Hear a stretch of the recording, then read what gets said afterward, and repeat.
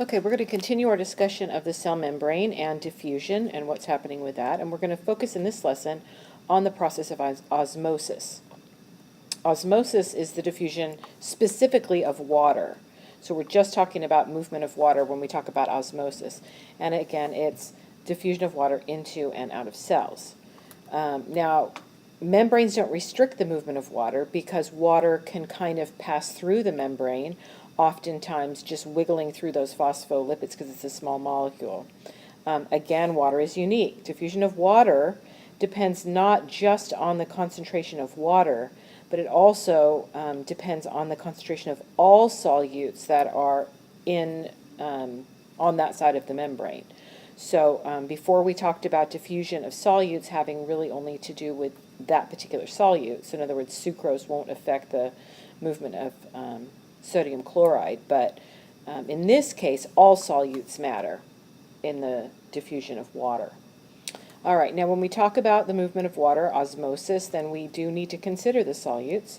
And water tends to move from where there is a low concentration of the solutes, the solids, to where there's a high concentration of the solutes.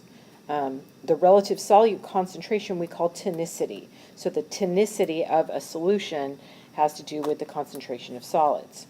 The lower concentration of solids, or the lower tonicity, we call hypotonic. And remember that word hypo means under. So this is under tonicity. It's a low tonicity.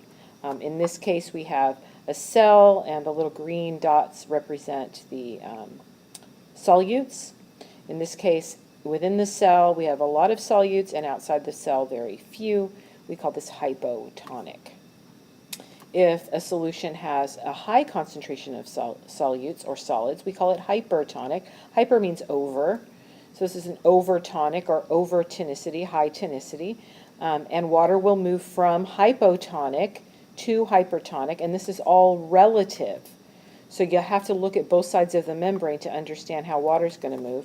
In this case, we have the same cell, which before water would be moving into the cell.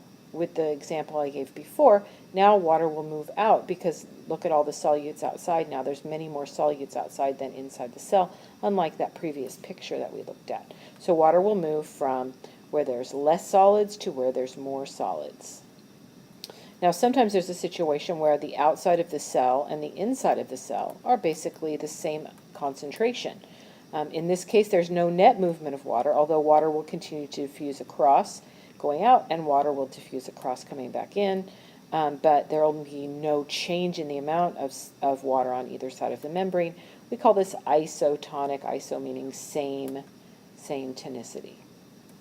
So if we look at the situation with living cells, the fluid around living cells is almost always isotonic. In most situations, cells are maintaining fluid concentration and pressure because the surrounding environment is basically the same as inside the cell. But if the environment changes, the fluid becomes hypotonic, water will enter the cell by osmosis, and the cell could swell up, and if in some cases it could even burst. It could fill up so much with water that it can't maintain the water anymore and it bursts.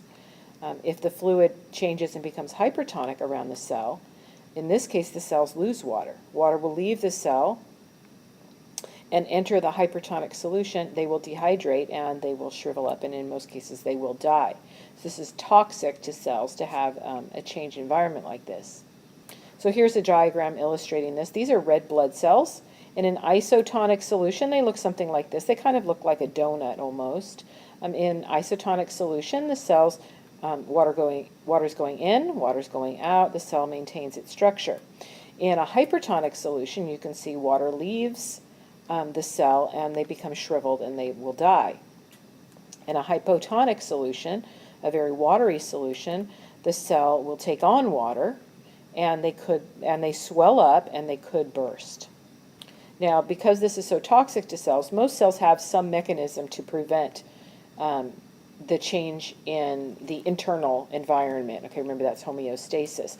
So animal cells pump solutes into and out of the membrane, and we'll talk more about that later, about how they actually will actively pump solutes to maintain homeostasis, to change how water's moving. There are some protists that have these things called contractile vacuoles. We talked about vacuoles before. These contract. They can actually take in water, and then they can contract and squeeze out the excess water. So that's a way that they maintain water balance, some protists. And then plant cells we're going to talk about a little bit. They have cell walls, and the cell walls can absorb pressure of incoming water, which will prevent them from bursting. At some point, the pressure will prevent any additional water from entering, and so the pressure will build up inside the cell, but water can no longer move by osmosis into the cell. So in this picture, you can see what I was talking about a minute ago, the contractile vacuole. This is a paramecium, and water, of course, if it's in a watery environment, water will diffuse in, but as water, or by osmosis, water will move in. As water comes in, you can see here in this image, the contractile vacuole is full. And then a moment later, the paramecium can contract this contractile vacuole and empty the water out, and now it's empty.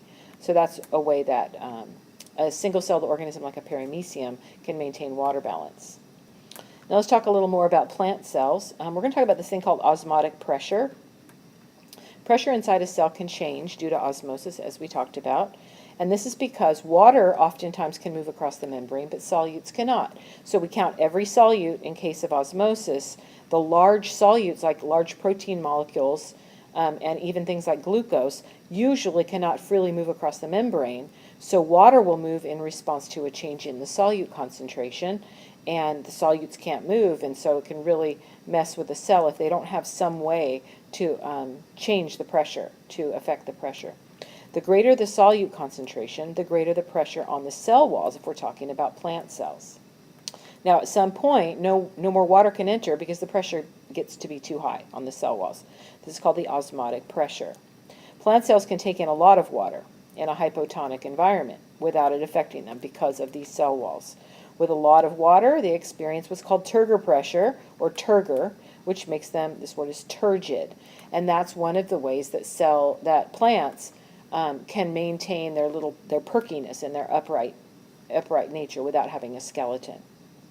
So in this example, if we could look at the cells of this plant, we might see that they look something like this. They have a large vacuole in the center containing all that water.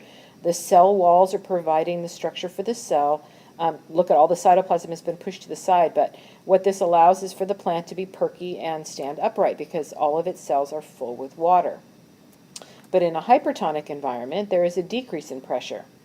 The cytoplasm in plant cells will shrink and pull away from the cell wall. So even though they do have that cell wall, the cytoplasm will still shrink if they're dehydrated.